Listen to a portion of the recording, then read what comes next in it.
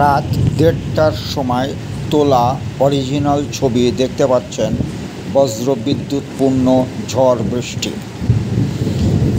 এখানে প্রশ্ন হচ্ছে, এই যে বজ্র বিদ্যুৎপূর্ণ ঝড় বৃষ্টি বায়ুমণ্ডলের কোন স্তরে হয়? এটা তো আমরা জানি ঘনমণ্ডলে হয়। তার আগে আলোচনা করা যেতে পারে যে বায়ুমণ্ডলের কয়টি স্তর আছে এবং কি কি। প্রথম স্তরটির নাম হচ্ছে ট্রপোস্ফিয়ার বা ঘনমণ্ডল। এই ঘনমণ্ডলে যত দুর্যোগ এই ঘনমণ্ডলেই হয়। বজ্রবিদ্যুৎ পূর্ণ ঝড় বৃষ্টি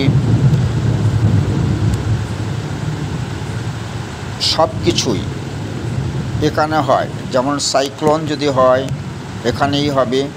প্রচণ্ড ঝড়, প্রচণ্ড বৃষ্টি এই বায়ুমণ্ডলের ঘনস্তরেই হয়। তার মানে বায়ুমণ্ডল এখানে খুবই ঘন। আর তাহলে এটা হচ্ছে সাধারণত 11 কিলোমিটার, ভূপৃষ্ঠ থেকে 11 কিলোমিটার পর্যন্ত এই ট্রপোস্ফিয়ার বা ঘনমণ্ডলের অবস্থান। তার পরের দ্বিতীয় স্তর হচ্ছে স্ট্র্যাটোস্ফিয়ার বা শান্তমণ্ডল। তাহলে শান্তমণ্ডলে কী হয়? পরীক্ষায় যে কটা দেয় প্রশ্ন সেই কটাই আলোচনা করছি। শান্তমণ্ডলে কথা থেকেই বোঝা যায় এটা শান্ত। তার মানে কি, এখানে এই যে অ্যারোপ্লেন বা এই যে জেট এগুলা এই স্তর দিয়ে যাতায়াত করে। এটা সাধারণত উচ্চতা হয় 11 থেকে প্রায় 50 কিলোমিটার পর্যন্ত। 11 থেকে 50 কিলোমিটার পর্যন্ত। এবার হচ্ছে তৃতীয় স্তর হচ্ছে মেসোস্ফিয়ার। মেসোস্ফিয়ারের নাম দেখেই বোঝা যাচ্ছে মেসোর মানে মেটিওর মানে তো উল্কাপাত। তাহলে উল্কাপাত যদি বলে কোথায় হয় সেটা হবে মেসোস্ফিয়ারে, তাই না? 3 নম্বর স্তর গেল। এবার 4 নম্বর স্তরে আসছে থার্মোস্ফিয়ার বা উষ্ণমণ্ডল। তাহলে এই উষ্ণমণ্ডলে কি হয়? প্রশ্ন একটাই হয়, এখানে যে উষ্ণমণ্ডল আছে না, এখানে এই যে স্টেশনগুলো তৈরি করে না, যে কৃত্রিম স্টেশন, স্যাটেলাইটের যে স্টেশন, এই স্টেশনগুলাই এখানে অবস্থান করে, তাই নয় কি? আর তারপরে আছে এক্সোস্ফিয়ারে কী হয়?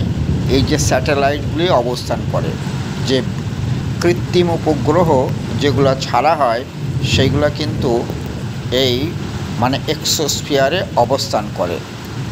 আর এক্সোস্ফিয়ারের আগে যে থার্মোস্ফিয়ার বললাম, ওখানে কিন্তু স্টেশন তৈরি হয়। স্টেশন গবেষণার জন্য যে স্টেশন তৈরি করে বিজ্ঞানীরা, সেই স্টেশন ওখানে তৈরি হয়। এবার আবার প্রথম থেকে বলা যেতে পারে ট্রপোস্ফিয়ার যত ওপরে যাবে তখন তার তাপমাত্রাটা ডিক্রিজ হবে মানে কি, আস্তে আস্তে কমে যাবে। মানে ঘনমণ্ডলে যত উপরে উঠবে, ঘনমণ্ডলের পর কি ঘনমণ্ডল শান্তমণ্ডল। তাহলে প্রথমটা ডিক্রিজ হলো, এখানে আবার ইনক্রিজ হতে থাকবে। তারপরে তৃতীয় স্তরের নাম হচ্ছে মেসোস্ফিয়ার। এখানে আবার কি হবে? প্রথমটা ডিক্রিজ, তারপর ইনক্রিজ, তারপর আবার ডিক্রিজ হবে। তারপর থার্মোস্ফিয়ার, এক্সোস্ফিয়ার। এই স্ফিয়ারগুলোতে কী হয়? আবার টেম্পারেচারটা ইনক্রিজ হতে থাকে, আবার টেম্পারেচারটা ইনক্রিজ হতে পারে। তাহলে এই যে আমরা 5টা স্তর পেলাম। প্রথম স্তরের নাম হচ্ছে ঘনমণ্ডল বা ট্রপোস্ফিয়ার। দ্বিতীয় স্তরের নাম হচ্ছে শান্তমণ্ডল বা স্ট্র্যাটোস্ফিয়ার। তৃতীয়